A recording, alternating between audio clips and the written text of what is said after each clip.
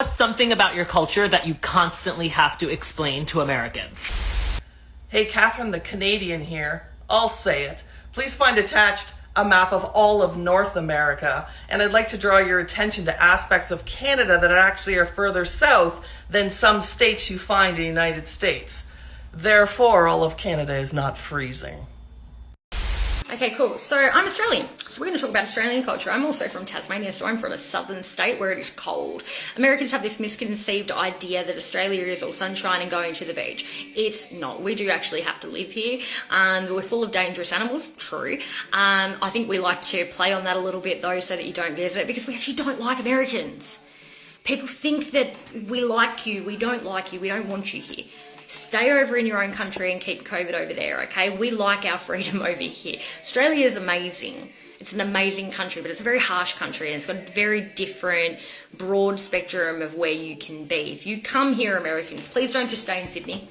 Sydney's overpopulated and overrated. Don't just go to Melbourne. Overpopulated, overrated. Sorry, my Melbourne friends. But travel, go and see other places in Australia. Come to Tasmania. Just don't stay here. Spend your money and leave. We don't fucking want you, okay? We don't believe in elves. We don't. No, I'm pretty sure you believe in elves, because I saw it in a YouTube clip. No. And also, Vikings. Yeah, you guys have to, read up about the Icelandic sagas, because the Vikings TV show is not accurate. It's not accurate. But why is it on the History Channel then? Oh, and I read this thing that you guys have an app, like an incest app. No, we don't. That's not the purpose of... Oh my God.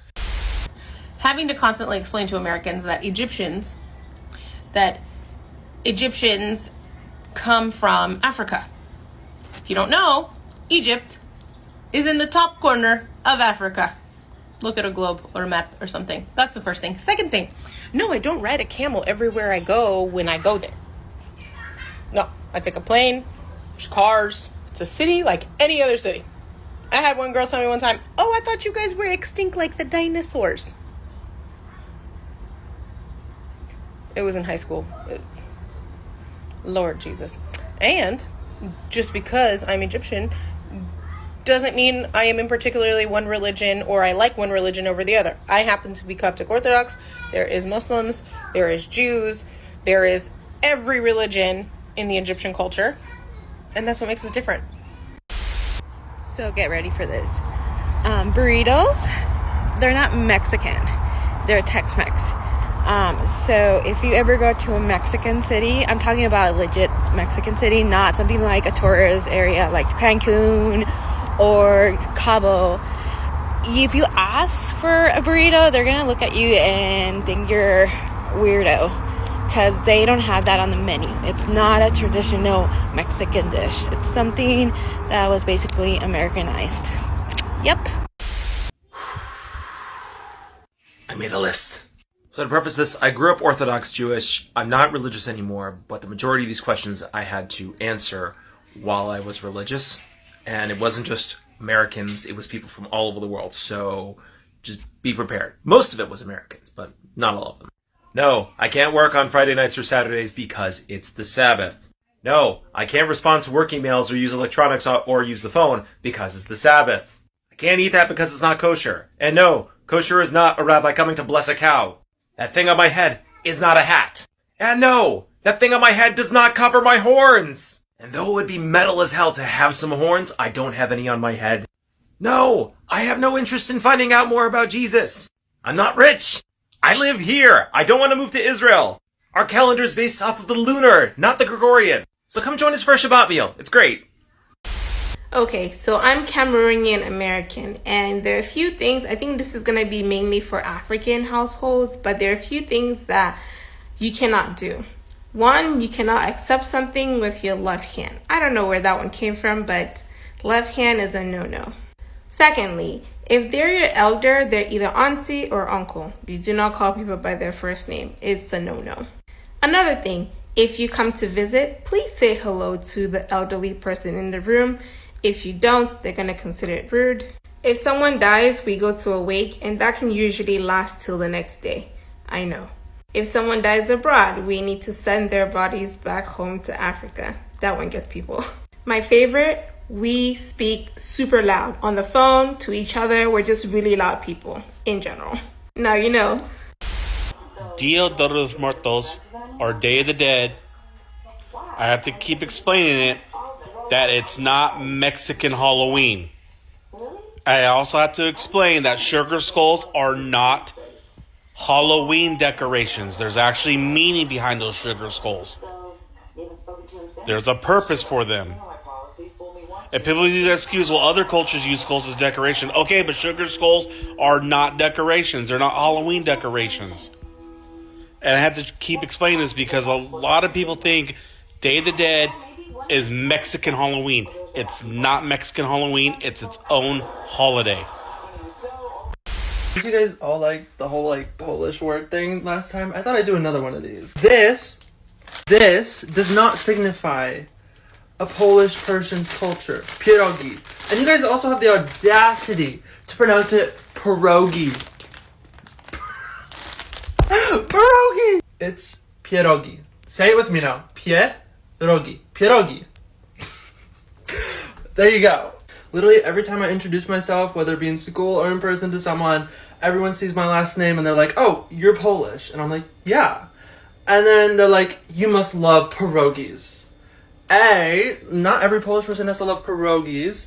B, you're pronouncing it wrong, it's pierogi. And C, time to make pierogi. Yeah. Bye. Mexico's number 5 of the richest cultures in the world. United States is number 18. By the way, Mexico is part of America, North America. Learn geography, you guys. Greek name days. So my birthday falls in July, and my family will wish me a happy name day in August. And my friends were like, wasn't your birthday just a month ago? Like, yeah, it was, but this is something different. So then I have to go through the process of explaining to them what a name day is, which can get really confusing. So I go on to explain that in the Greek church, every day is dedicated in a memory of a saint. And name days are about honoring the saint of whose name you carry. So they look at me like I got 4 heads. And they're like, oh, so it's like a second birthday. Like, no, but sure, we'll go with that. So I'm Greek, and we're known for being a little on the louder side. And one time, one of my best friends came back home with me, and after hanging around my family for a bit, she was like, you know, you guys are really loud, and you yell a lot, but I can tell that it's all out of love. And I was just like, that is the perfect way to describe us. We are loud, we are passionate, but it's all out of love. Kubari. You think an American knows what a kubari is? I told my bridesmaids I had to pick kubari, a kubara, a kubaro for my ramo, and they were like, a what? Y'all getting koalas at your wedding? Is that a Greek singer that I need to know? Ceci, is that a drink? Yee. Novre malaka. I explained it as the best man / maid of honor for the Greeks. But then they're like, I thought Bobby was your best man. And I'm like, yes, the American best man. But when we hopefully have kids one day, we need a Greek version. I mean, and that's when I called my best friend Andriana and my cousin Andrea, and I said, Ella, who wants ample responsibility and expenses? Because then you have to explain to the Americans about the Stefana. And they're like, you wear crowns? For another day. Starbucks isn't a thing in Italy. I know there's a Starbucks that opened in Milan in 2018. And I know that they're thinking of opening a Starbucks in Rome this year, 2021. But think about it. Milano, Roma, these are tourist cities. Italians want nothing to do with Starbucks. You can get the most amazing coffee in the world in Italy. Italians perfected coffee. So in Italy, Starbucks, it isn't important. In fact, American-style coffee to Italians is known as acqua sporca, or dirty water, because it's basically watered-down coffee. Italians are used to espresso, which is very concentrated coffee with a little bit of water. Getting like a frappuccino from Starbucks wouldn't really even be considered getting a coffee. It's more like a dessert because of all the cream and the sugar and everything that's going on in there. So nothing against Starbucks, but Italians, we kind of know our coffee. The way we say hello, the way we greet each other, that's what I always had to explain. When I was in college and I would hang out with other Latino people in front of my American classmates, I would say hello the way that we say hello. Of course, this varies from region to region and from country to country, but it's always kind of similar. We say hello by kissing each other's cheeks, particularly in South America. Now, this can be one kiss or two, like mwah, mwah, like that. And that, of course, sometimes is followed with a hug. And being who we are, we're always very loud and boisterous and happy, like we haven't seen that person in 15 years and we've known them for 10. When in reality, it's just this classmate that shares one class with you that you see from time to time in the hallway. Almost every time I had to explain to my American classmates that they were not a family member or a close friend, that we were just saying hello.